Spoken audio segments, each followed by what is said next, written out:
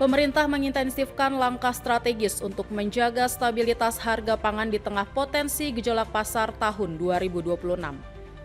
Deputi 1 Bidang Ketersediaan dan Stabilisasi Pangan Bapanas, I Gusti Ketut Astawa menyebut, langkah ini dilakukan melalui pengerahan Satgas Pangan serta percepatan penyaluran beras dan jagung, disertai program bantuan pangan dan gerakan pangan murah.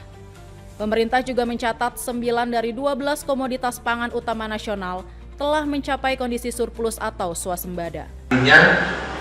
Upaya pemerintah dalam rangka memenuhi kebutuhan rakyat sebagaimana yang dicita-citakan oleh Bapak Presiden, kekuatan kita harus koordinasinya kemana.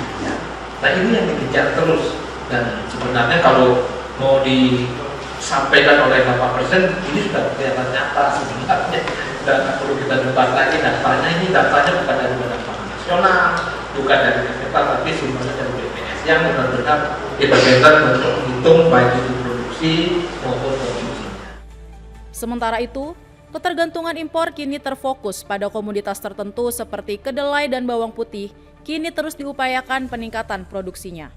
Di saat yang sama, distribusi dan pengawasan harga pangan diperketat untuk menjaga daya beli masyarakat serta mencegah inflasi.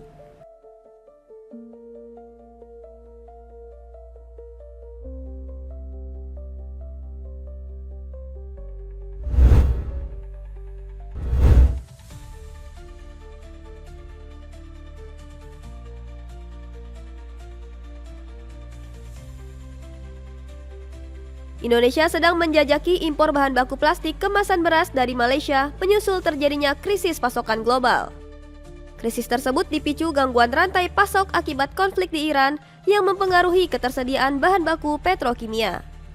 Staf khusus Menteri Pertanian Bidang Kebijakan Pemerintah Kementan, Sam Herodin, menjelaskan impor tidak hanya menyasar plastik kemasan beras 5 kg, tetapi juga hermetic bag untuk penyimpanan beras jangka panjang. Jadi kita ketemu dengan suppliernya lah, jadi langsung karena waktu itu rombongan dengan Bulog, mereka langsung deal dengan itu. Oke, plastik kalau gitu speknya seperti apa, bahkan bukan hanya plastik untuk kemasan yang 5 kg, termasuk namanya hermetic bag untuk bisa menyimpan beras sampai 2-3 tahun tanpa harus dikasih obat dan seterusnya gitu. Sam Herodian menegaskan penjajakan ini bersifat fleksibel demi menjaga ketersediaan kemasan dan stabilitas rantai pasok pangan nasional. Ia menyebut langkah ini masih dalam tahap penjajakan seiring upaya membuka peluang impor dari berbagai negara.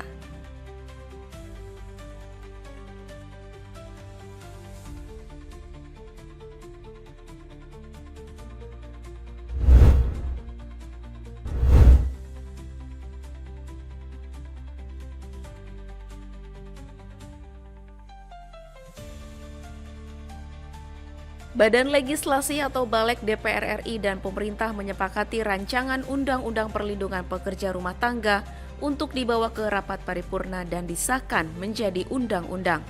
Terlebih seluruh fraksi di DPR telah menyetujuinya dalam rapat pleno Balek di Kompleks Parlemen Senayan, Jakarta, Senin malam 20 April. Rapat dipimpin oleh Wakil Ketua DPR RI Sufmi Dasko Ahmad dan dihadiri perwakilan pemerintah, termasuk Menteri Hukum Supratman Andi Aktas. Selanjutnya kami meminta persetujuan rapat apakah hasil pembahasan rancangan undang-undang tentang perlindungan pekerja rumah tangga dapat diproses lebih lanjut sesuai peraturan perundang-undangan apabila disetujui.